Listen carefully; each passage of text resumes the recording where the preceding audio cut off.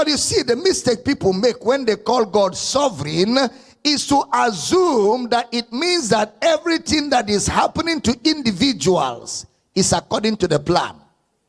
You understand? They assume that everything happening to individuals is according to the plan. No, sir.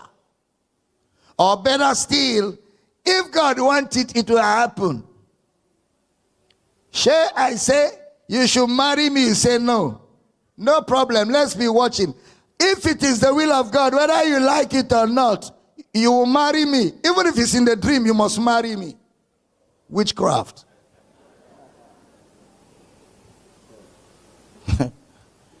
What's gonna be is gonna be. What goes up must come down. There's nothing we can do about it. If God want me to succeed, you know that's how they talk. If God want me to succeed, I will succeed. Look at that. The sovereignty of God. They reduce it, they assume it's things happening to individuals.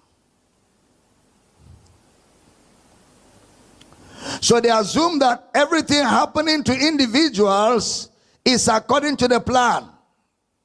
See, in God's sovereignty, which cannot be changed, he gave man a choice.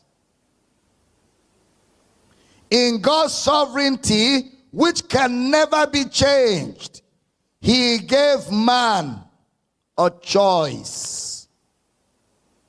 That choice cannot be changed. The fact that God gave man a choice cannot be changed by any situation. It will not be changed because something happened to Adam.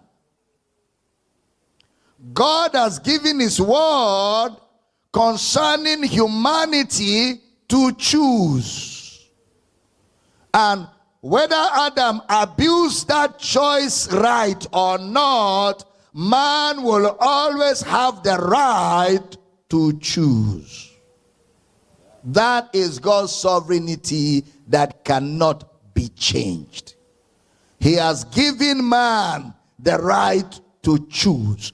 Whether man abuses it or not, God will never retrieve that right from man. That's sovereignty. Teaching good? That's sovereignty.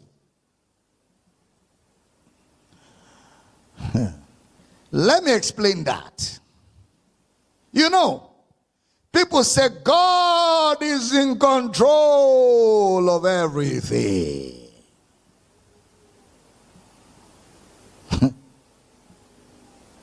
God wants it to happen. God is in control of this. God is in control of that. That's not true.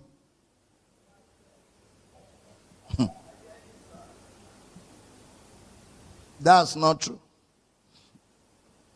See, I'm counting my words, right? In this service. Okay.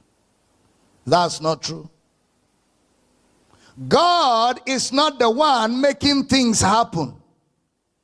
Well, you can say in a sense that God made it happen by allowing it happen, but even that won't be correct anyway.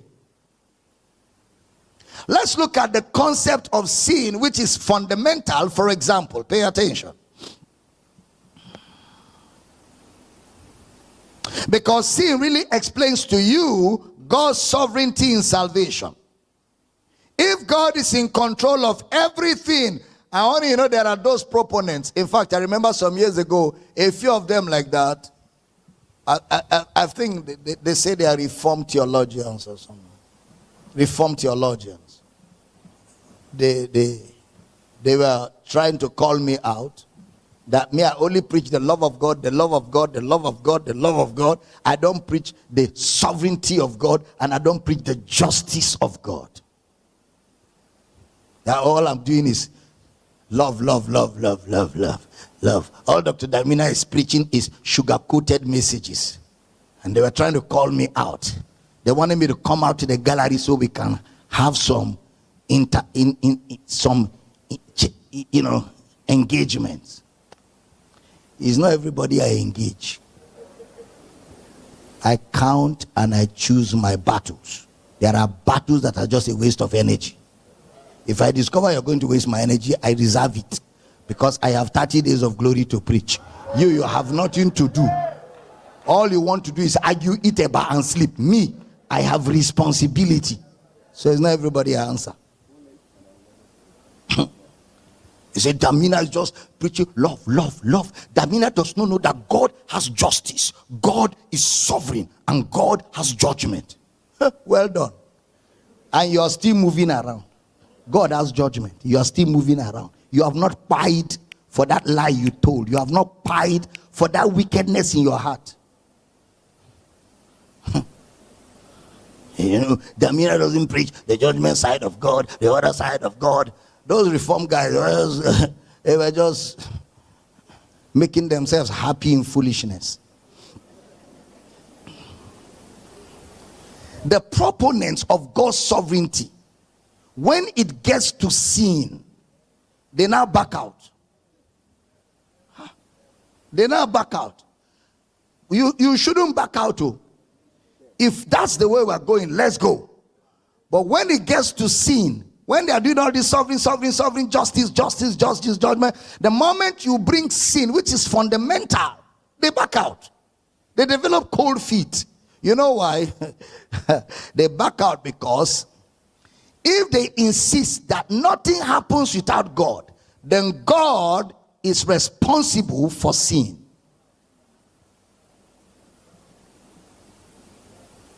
The moment you maintain that narrative, you must maintain it to its logical conclusion. If God is in control of everything, then God is also in control of sin. That's where that theology collapses. It can't stand the test of time. In fact, Paul said God is not the author of confusion. But you know there is confusion, right? But God is not the author. God is the author of faith. He's not the author of confusion. Okay? And God is not the author of sin. God is not the author of sin. You can say he is the creator and he is the one who gave the right to the person that is causing confusion.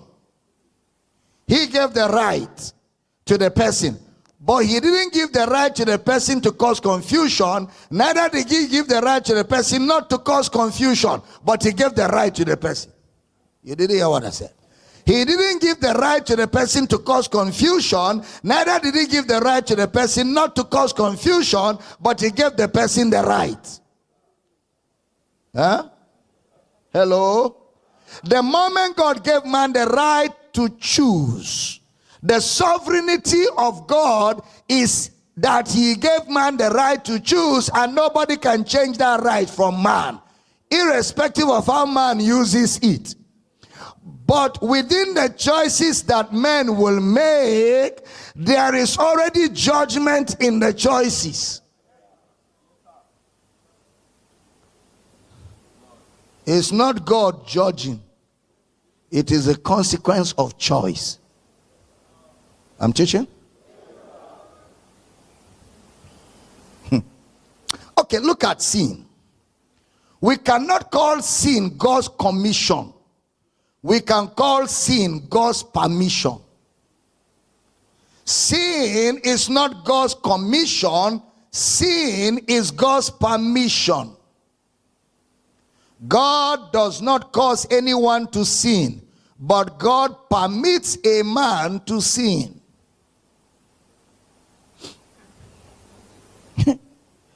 He doesn't cause anyone to sin, but he permits man to sin. In the right that he gave man as a result of his sovereignty, which cannot change. I'm teaching good.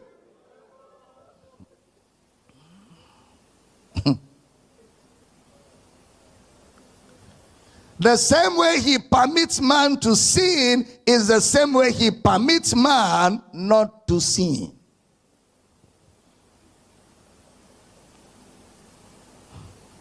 And both actions, to sin or not to sin, are dependent on man.